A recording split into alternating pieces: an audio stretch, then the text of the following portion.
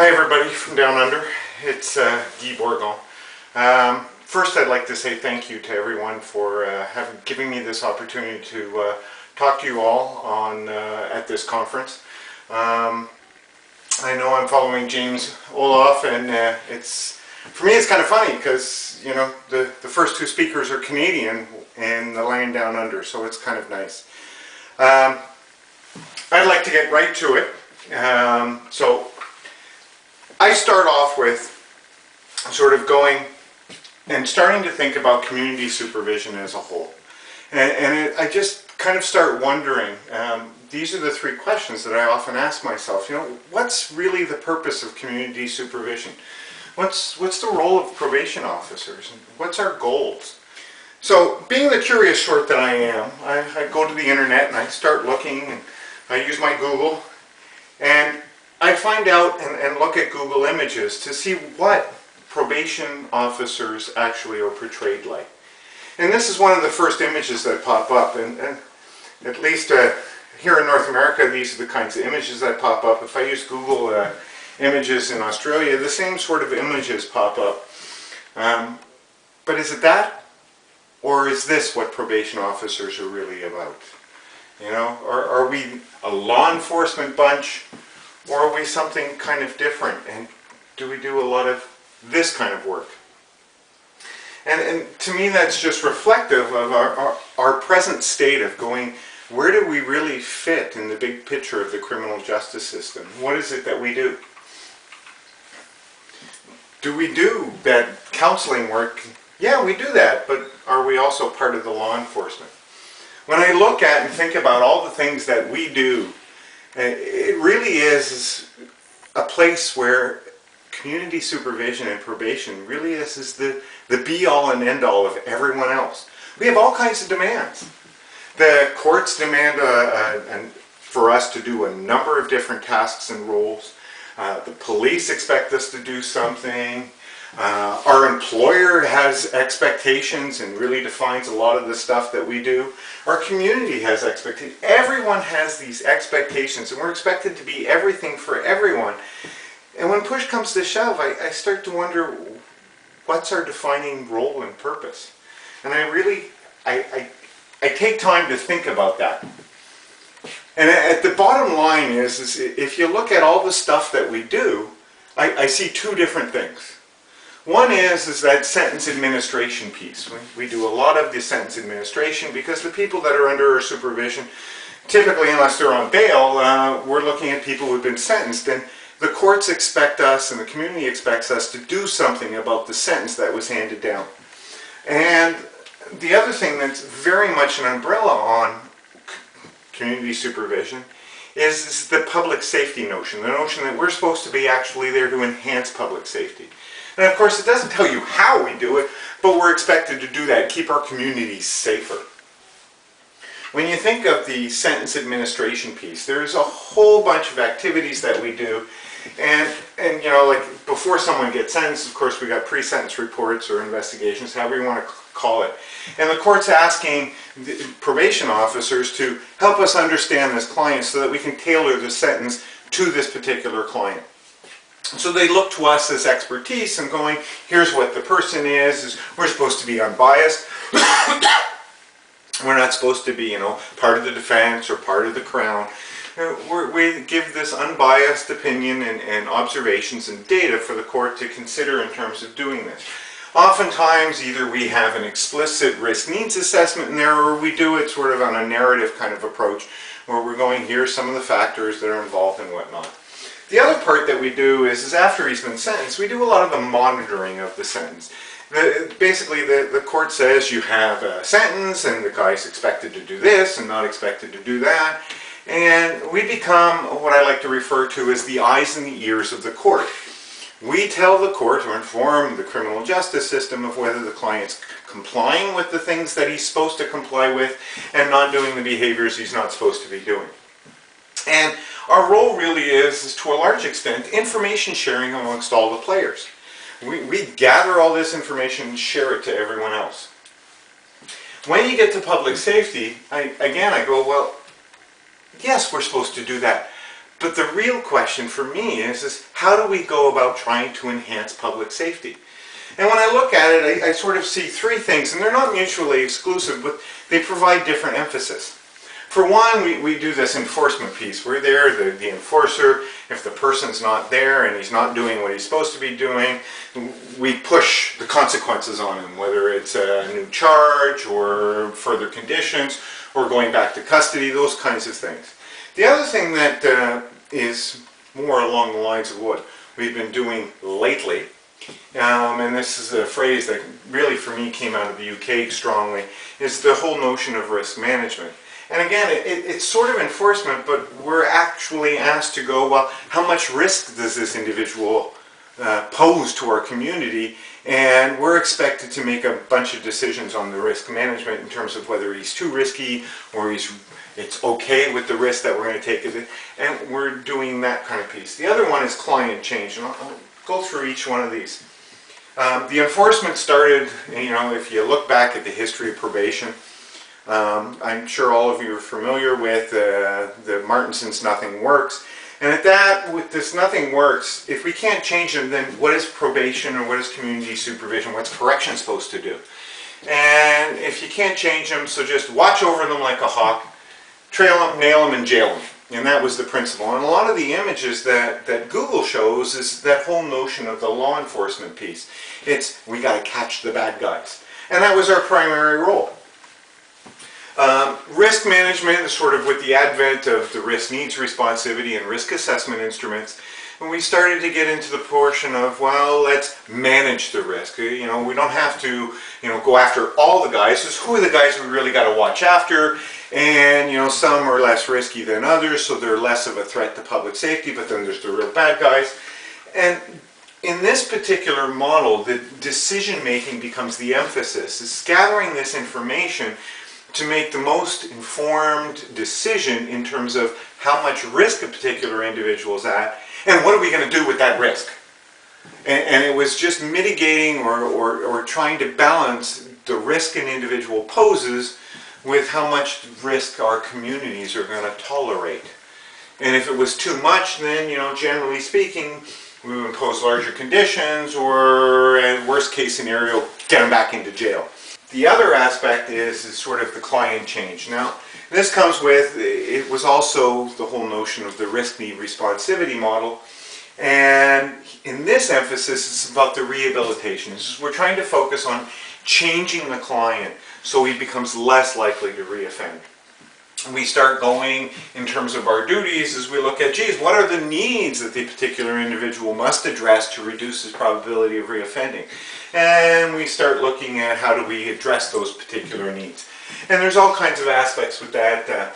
One of the things is we do a lot of work in trying to connect these people to programs or services, whether it's motivational interviewing or providing them with, here's a variety of programs, let me help connect you to them, let me help you get there, so on and so forth. Now this client change aspect can take a number of different forms.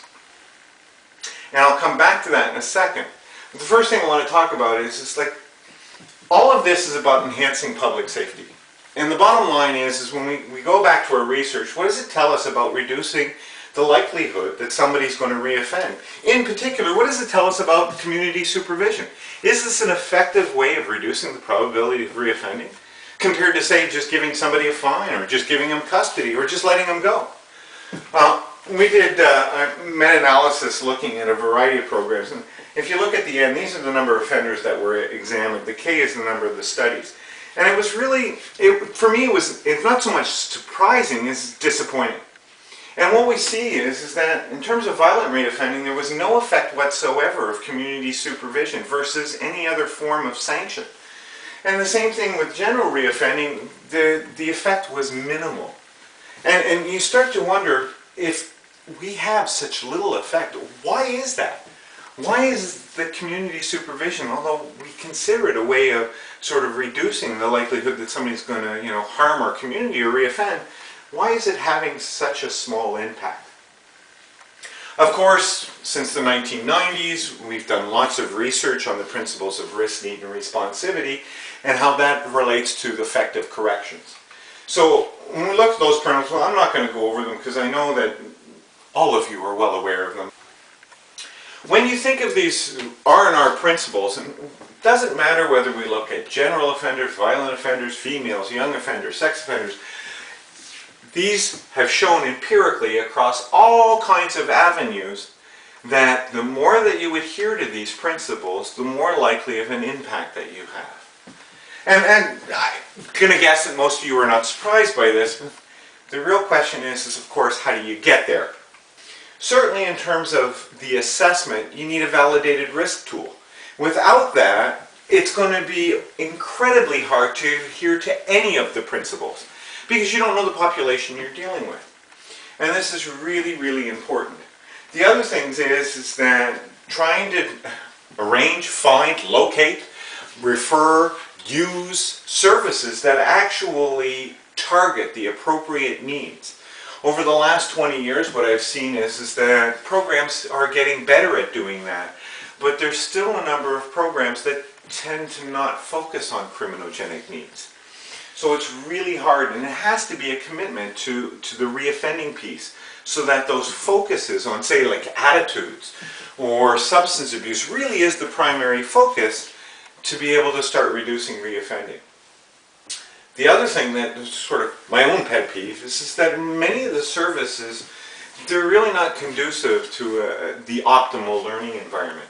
And when you look at, if you're sort of outside of a large urban center, you go, well, what kind of services do I have? They're really minimal, they're scarce.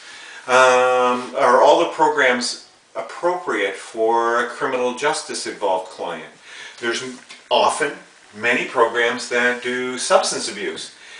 But when you send a high-risk client into one that usually takes outpatient people who are not involved in the criminal justice system, is this the most appropriate service for that particular individual? So it's incredibly high. It's so high that even if we look at the formal treatment programs, programs that over the last 20 years have known these principles and have made efforts to try to adhere to these things, I look at how many of these studies that are coming out show all three of these principles, even though at the start they know about them. And if you look at this, I'm just flabbergasted that only 16%, there was some 300 plus articles that were looked at, only 16% of the treatment programs designed by researchers and program facilitators with R&R in mind, and yet still only 16% are adhering to all three of these principles. So it's really tough. It is really, really hard. And then if you go, well, how about in community supervision? What can we do behind closed doors to follow these principles? There's a whole bunch of initiatives right now that are trying to sort of improve the adherence on one-on-one community supervision. All of these things are talking about and trying to do training and efforts to actually try to adhere to those principles of risk, need, and responsivity so that our officers, when they're working with the clients, are actually trying to adhere more and more to these principles of risk, need, and responsivity. And when I start thinking about that, I go, what's so special about providing training to probation officers? I can imagine all of you when you're in the room here is, how many times have you gone to training? How many different trainings have you done? How much did you use that training? Oh, in a year later. Many of you are probably familiar with motivational interviewing. Many of you may have gotten trained in this. And I start to go back and I go, what is this unique special thing that's actually potentially explaining why we're seeing some effect? And essentially, when I look at it, our traditional model of community supervision over the last 20, 25 years has been one very much a case manager versus what these new programs, these new trainings are encouraging is they're encouraging a probation officer to be a change agent. I'll go a little bit more into that because I'd like to actually illustrate the differences between a case management and a change agent approach. Case management, which is traditional, many of you are familiar with this. Your primary responsibility in terms of administrating the sentence is you're there to monitor compliance. Did they not? Are they doing what they're supposed to be doing? The judge said you're supposed to do that. Did you do this? There's a continual evaluation of compliance, non-compliance, documenting that and providing it to people. And sort of the next step is you're expected to do some risk management strategies so that you have some flexibility. And most probation officers have a certain amount of flexibility to increase or decrease to some extent the supervision requirements. And that's all about risk management. In terms of the helper, this is where the case management model to me really is illustrated. A colleague of mine here in Canada says, what we are travel agents. We understand what their problems are, we understand their needs, we understand their risks. We have policies that we have to follow in terms of how often we see high risk versus medium risk versus low risk. We document this case plan and we have, oh, you have target X, target Y, target Z, and then we broker. We do whatever we can to help this client go to this program or person or agency or resource to help that resource deal with the particular person's needs. So like I said, we're a travel agent. Here's the brochure. Let me help you get to your summer destination. So a lot of that stuff we do is connecting people to other people. And they're the ones responsible for the change. We're there to support their change efforts. In the best case scenario, we talk about what they're learning in their treatment programs, and we try and support what they're doing. But it's not us who are doing the change. We're there to get their butts, essentially, to the program and keep them in there. If we do that, we're successful. Then it's the treatment program providers or the resource that has to do the change. Now that's the case management approach. What's the change agent approach looks like? Well, the focus becomes their primary responsibility is not brokering services. Their primary responsibility becomes one in which the helper takes the forefront. They are going to take the lead of, and sometimes I get flack for this, but I'm going to say it. You become a therapist. Yes, I know, you're not trained to be therapists, but it's going, who is the expert at criminals and criminal behavior and understanding why they do what they do? My belief is that probation officers, no one quite has the same experience and understanding of the people that break the law than we do. We are working with them. If you've been working 10 years, think of the number of clients that have come through your door and you understand the way they think and what's driving their behavior. Yes, you use assessments and all that to understand it, but it's you in a change agent approach that takes the responsibility to facilitate the change. You become the treatment provider, dare I say it, and the leader of all of the treatment. Doesn't mean you don't use others, but you're using others to support your efforts, not the other way around. You're not there to support their efforts, they're there to support you. Because who knows the client best? You do. So to create an optimal learning environment, I like to think it's pretty simple. You got to create a collaborative relationship. Your client's got to listen to you and talk to you. Without that, you're not going to go very far. Call it engagement, call it motivation to learn, but you need a relationship where the two of you can actually communicate. You need to lay down a foundation. If they're going to change, they need some kind of structure to understand what can change, how it can change, what are they in control of, what are they not in control of, where's the possibility of change. They need vocabulary to talk about that. Once they have that foundation to understand all that, then it becomes very much a work in progress where they start applying the material that they're learning to themselves to start changing.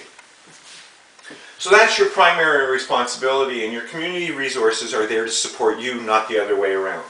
You still have the role of administrator, but it becomes not the primary and utmost importance. It becomes part and parcel of the gig to help you provide not just the change efforts you're doing, but how the client's responding to it and progressing through it along with their sentence administration piece. It becomes very, very different. When you look at the policies, procedures, and practice, the policies can remain the same. But what happens is that we start going, well, what's the primary driver of all criminal behavior? You could say it's your peers. You could say it's their substance abuse. But no matter how you slice it, thinking sort of starts and helps you choose whether you use substances or not, whether you choose such and such a friend. So it becomes, I start to focus on what their problematic thinking is that's contributing to whatever criminal behavior it is, and or all the various other behaviors that are associated with that criminal behavior. And my job now is to create an environment inside of which my client comes to me where they can actually learn. The more optimal environment I create, like motivational interviewing, you roll with the resistance, you don't do too much confrontation. You help him start to realize what he's saying, what his behavior is it congruent? Develop inconsistencies and incongruencies. All of that is what you're doing as a starting point to help facilitate change. So that becomes your primary driver. So it takes a probation officer's role and responsibility very different. Case management, you're the travel agent. You're connecting them to the various pieces. Whereas a change agent is now I'm going to work with you and I'm going to take the responsibility for creating an environment where change can take place. So I take a much more active role. And it's a very different picture than what you'll see in the case management style. This slide, I use this to point out the differences. And the case management can take anywhere from a strong enforcement piece to a risk management piece to even a client change sort of emphasis. But it becomes really difficult to go, well, is it a system-wide sort of emphasis? And even within an individual, it becomes between two probation officers that are, working side by side, they can have different emphasis. And then they can still meet the demands of the case management by providing all this information and going, see, I'm making my connections and I'm putting out my client to the right and appropriate resources. Where the change agent sort of emphasis is more about what am I doing working with this individual client. And it becomes much more tailored to the particular individual, taking full advantage of your risk assessment and understanding their needs and their strengths and creating an environment to do the right things to facilitate change. So that's the difference between case managers and change agents. And one of the things that I see is that probation is now, at least in the next 5 years, more and more of the emphasis going on asking probation officers to be change agents. It's going to ask officers to take risks, to learn new things, and to try new ways of working with their clients. And it's not just the officers that are going to have to change. Organizations are going to have to change. What we value, what we place importance on, is going to be altered or changed a little bit. The emphasis is going to be placed on different aspects. It's still the same primary goal of reducing reoffending and enhancing public safety, but the devil now becomes is how do you go about doing that? And the evidence is suggesting that when officers and organizations commit to and start to work towards taking responsibility for creating an environment where clients come to and start changing, they can have more stronger impact. Now, one of the things I'd like to sort of share with you is some of the things that I've learned in doing large-scale evaluations with sticks. I've been to Australia before. I love it. I wish I was there in person. So does my wife. She wishes she was there in person as well.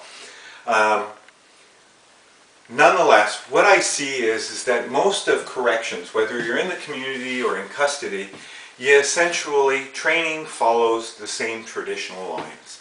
We go to some training course. It's either an afternoon, an hour, or even a couple of days. You're given all kinds of materials. You're sort of encouraged to go try it. Sometimes you come out of there going, all right, I'm going to try it. You put the manual on your desk, and 3 months later you see the manual go, oh, what was that about? Oh yeah, I remember something cool. You may have tried it along the way, but you didn't really truly engage in it and start to develop what they were trying to teach you in this training. It becomes something that just sort of is there, especially when it comes to the soft skills of interventions. So, when we did our implementation process, I recognized this, given that I worked in corrections for a good 15 years.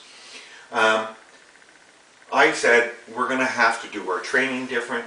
We need our leaders to actually stand up and do a lot of things, and we need more than just one cheerleader. We need many. And there has to be some impact on organizational change, because doing work in this fashion is not just adding to the existing structure. For me, it means oftentimes changing the existing structure. How much change is going to take place? It depends on your organization and where their emphasis is on. But either way you look at it, it is change. So, our training strategies. The traditional, do a workshop, off you go. Even motivational interviewing, recognizing that's an insufficient way to actually show that people who do the training 6 months later are still doing it in the way they did it the day after they left the training. They lose it. We relapse back into old habits, just like our clients. So, our fundamental assumption is that a continuing education process will achieve better results. What do I mean by better results? Is that you can't learn this stuff in a day. This is not just, hey, I learned it, I'm done, I'm really good at it. No, you need continuous education to improve your mastery of the skills and the techniques that may be introduced or taught. And when you do that, you will show over time better mastery or proficiency at the skills, better mastery and proficiency of the intervention techniques. And as a result of that, our clients are going to see better outcomes because they're going to change more. So you need continuous education. There has to be a variety of leaders. There can't just be the leader at the top, your deputy minister or those things. The leaders have to be permeated all the way through. And one of the things that virtually all of these new training efforts have is they have some kind of mentor or coach that is providing this continuing education. It's not just the initial trainer. It is somebody typically in your office or your area or region that's providing individual learning. It's almost like having a teaching assistant at school. You have your own personal person you can go to. You get feedback. They sit in on sessions. They provide you with tricks and trades and all kinds of helpful advice for your improvement. This is not about the clients per se, but it's about the professional development of the probation officers. One of my fundamental assumptions is if your coaches are better at doing this stuff, both in terms of doing the new activities, skills, and intervention techniques, but also in terms of developing better relationships, creating better optimal environments for learning, then you should see better results. And again, I go back to what's better results. My officers, if you have a great coach, your officers are going to learn more. They're going to learn quicker. They're going to get better at it than somebody who has a poor coach. So this is one of our assumptions. The other one is the organizational context. This is the more the organization is committed to or dedicated to change in terms of adopting this principle of change agent, of saying that really our probation officers, what I want them to do, what our primary responsibility and goal is to help them change so that they are less likely to reoffend, and we're going to follow the evidence, the more likely you're going to have better results. And again, what does better result mean? It means everybody's in the same boat. They're going to try and learn these skills. They buy into that particular vision of what community safety and probation is all about. So they'll get engaged more. They'll learn more. And when they learn more, they'll get better at it. When they get better at it, their clients will be less likely to reoffend. In STIX, we have all of these aspects. I'd like to show you a little bit of results that touch on all three of these things. We got continuing professional development.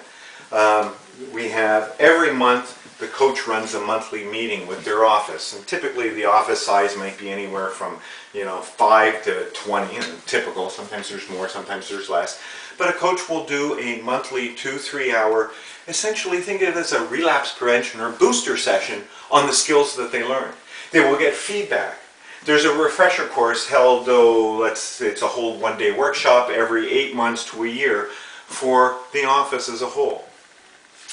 What we expect to see is that after the initial training, they're going to start to improve, but that improvement will continue to go over time rather than improve a little bit, stabilize, or drop off.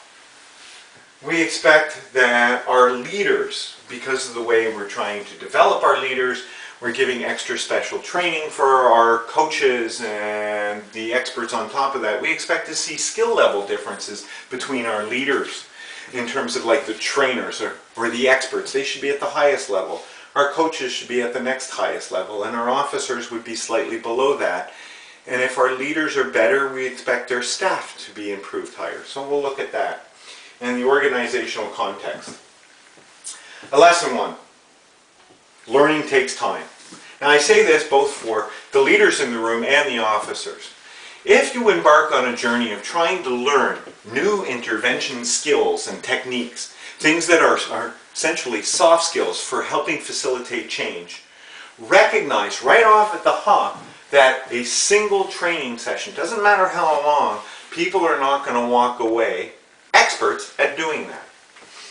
So when we look at, I use this thing, one of the most difficult things for people to do is to actually intervene on a person's thinking using a cognitive intervention technique.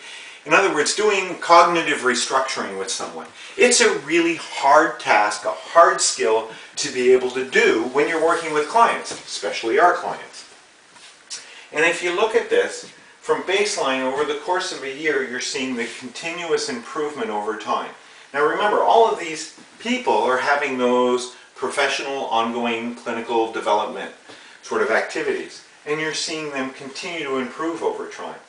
They don't go right after training, which is right here. They don't jump up here. It's a nice, slow progression of continuous learning.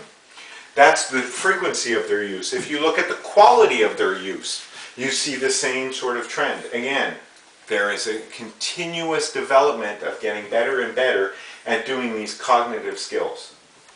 The other neat thing is that part of almost all the training is there's an emphasis saying, really, if you're going to talk to your clients, you got to do some other things, but mainly focus on the criminogenic needs. And you would think going, okay, yeah, you told me to focus on the criminogenic needs, and I should be able to do it the next time I talk. Even doing this, what we see is a continuous improvement of focusing in on and just simply talking about, never mind how, but keeping the conversation while you're talking with your client on the criminogenic needs, and it improves over time. So, lesson 1, learning takes time. And I'll say it again. If you embark on this journey, for the officers, give yourself patience. Do not expect to learn it immediately and become experts at it. Becoming better and better at it means practicing, trying it out, getting feedback, having ongoing clinical support activities that help you continue to grow and professionally develop in mastery of these skills and techniques. And for the organization, for me, it's critical that you have to recognize that if you want this to take place, there has to be an investment on that continuous professional development. Too often we think, oh, if we got all 50 of these guys and made it through the training workshop, we're done. Everything's good. Yeah. Everything that we've learned about corrections and the way things try to implement, this is one of our big failures. Because 1 year later down the line, we go look at what we were doing and we find it was pretty much just like we did before we started this training. The other lesson is investment into the leaders. I think this is really critical because as an organization, you're going to have to invest in the people who are going to bring this to fruition. You're going to have to invest in the people that are going to implement this. This means not just the sort of nuts and bolts and administration of implementation, but this means your trainers, your coaches, which means you got to develop internal capacity to sustain this new practice and to sustain this continuous education. I go, officers are at the bottom line, coaches I hope are better, the supervisors to the experts. This is sort of the level of expertise across the board.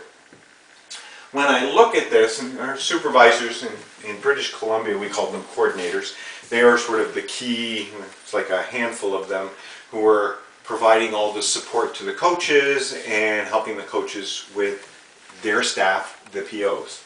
Now what we found is that our supervisors or our coordinators had the strongest skill levels in terms of talking about criminogenic needs. They talked about non-criminogenic needs less. So you're seeing this stepwise progression, except for relationships. You're seeing sort of this stepwise progression in terms of our leaders, the internal capacity leaders are at the highest level, with the officers down at the lowest and the coaches smack in the middle. This is what I would expect. And the real question is, just in terms of cognitive techniques, you see the difference. I'd like to point out the difference here. This is cognitive techniques.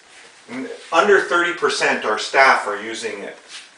Our coaches, they're almost at 50% of their sessions, you will find evidence that they used a cognitive technique. Whereas our supervisors or coordinators, the higher level guys, these are the guys in charge of all the training, they're almost at a 70% click. So, we've got different levels, skill levels amongst the officers, the coaches, and our sort of leaders, supervisors, trainers. But do skilled coaches lead to better officer skills? So what I did is I broke down, the blue bars are basically coaches who are high in cognitive skills versus relationship skills. Okay? The red bar is all the coaches who were on the low end. I just took it right at the average. One set of coaches goes on the low end, one set of coaches go on the poor end. Then I looked at the staff and the skills that were demonstrated by the staff in their interactions with clients. And what I found is that staff with coaches who have showing lower cognitive skills had lower scores than the staff of those who were coached by officers who had stronger skills. Same thing held up for coaches with really good relationship skills. Their staff showed higher cognitive skills, and the coaches who had lower relationship skills, as demonstrated by their interactions with their clients, those officers had lower cognitive skills. When you look at the staff relationship skills with their clients, and again I split the coaches up, you find that the stronger coaches are having staff or showing staff in their interactions with their clients are stronger than the coaches who are showing lower than average scores. This is all telling me over and over again that, geez, stronger coaches lead and result in staff with stronger skills. And if you broke it up into three and sort of the poor on both sides and high on one side and sort of in between, you see this beautiful stepwise progression where the strongest coaches have staff that are showing the strongest cognitive skills and the strongest relationship skills with their clients, where the poorest coaches are showing that their staff are demonstrating the poorest cognitive skills and the poorest relationship skills with their coaches. In other words, it is critical and an imperative that the coach needs to have really strong skills. It's been one of my guiding principles, and it goes back to some of the research that said when you have the expert involvement in an implementation or a pilot project, you have better results than if they're further away. In other words, having experts there to help people continue to develop results in better development. The other is organizational change, and really I go back to some of those Google images. What is our vision of community safety? What is our vision of probation? What is it? What is it that we do? Who are we? And really, are we this? Or are we this? It's really hard to be both. Let's face it, there is an 8-hour day. So when you work an 8-hour day, there's an 8-hour day. You can only do so much. There's a caseload that, you get. That's what you get. There's only so much you can do. The question becomes is how do you spend that time? And what's being required or demanded of you at an organizational level, and how much choice do you have along the way? So, going forward, it's really important, I think, as I've reiterated a number of times, that if we're going to adopt the change agent approach, which at the present time the evidence is indicating this is the most effective way of utilizing our resources of community supervision, we really are going to need to adopt and change the way we do business. Right down from how we train people. We need to adopt a continuing education professional development model. I kind of view it very similar to the ones that medical doctors and nurses and dentists do. There's an expectation of that profession to continue to get and be up to date on what new evidence is and what new practices are. And then as an organization, I think it's our duty to try and encourage that and make that happen. We need to value those therapeutic skills and intervention techniques, not simply in terms of writing great pre-sentence reports or gathering accurate information or liaising with other people. Yes, that's important, but we need to actually value those intervention and therapeutic skills that work one-on-one. If you think of your performance appraisals, you can ask yourself, I don't know where you're at, but how much discussion is talked about how well you develop relationships with your clients? How much is talked about what kind of intervention techniques you do and how well you do those? These are the kinds of things we have to start developing and valuing. Change agent work by the staff has to be recognized and acknowledged. And what we need to do as an organization and as leaders, as supervisors, as managers, is we need to recognize and value and reinforce, I use the word cookie, we need to give cookies for every baby step that people, individuals make to move in that direction, as well as for the organization. For the individual staff, since working with youth, sorry I tried to change this from youth to an adult and I missed this one, you need to focus on creating that optimal learning environment, which means, first step, for me as an individual officer, I need to build a relationship so that the two of us, my client and me, will actually listen to one another and talk to one another about something substantive. How you go about doing that, that's what those trainings are all about. How do we define and set the limits around who we are and what we're going to do together? And what's the purpose of what we're going to do together? How many clients come in and think the only purpose of me going to see my probation officer is my probation officer to check up on me and get me into trouble if that's what they need to do? That's what they want to do. It has to change. We need to be able to focus in and lay down a foundation of how we're going to facilitate change work. Many of you are probably familiar with offense change or relapse prevention cycles or thinking errors. How do you, as an individual officer, bring down some core concepts and some core language so that our clients can actually start to talk about their thinking and talk about their behavior in a way that is not so resistant, defensive, argumentative, or deny. We need to be able to do that. Then, after we've done, here's the language and the way to view the world, and you're starting to get and understand it, then we can start applying it to the individual itself. It is slowing down the process of change in terms of a one-on-one session. It's really, really hard. And one of the things that I think that our officers can start to do is when they start to talk about, you're all familiar with Chris Trotter's and their role clarification exercise. One of the things that I really would start to encourage you to do, if you're going to adopt this, is let your clients know that part of your role as coach is to help them learn new things and to provide the opportunity for them to learn new things. And they often go, I don't need to learn anything. Yeah. I get that. I usually sell it on is to help you get more of what you want and less of what you don't want. Because I'm guessing you don't want to be here sitting and seeing me. So it's that. I'll leave you with this particular quote. This is from one of the articles that I've written. Same thing with the one at the front. I really think it captures the essence of working in probation for a long period of time and the extraordinary demands that are placed on probation officers to be proficient and experts at such a wide variety of tasks and duties and activities.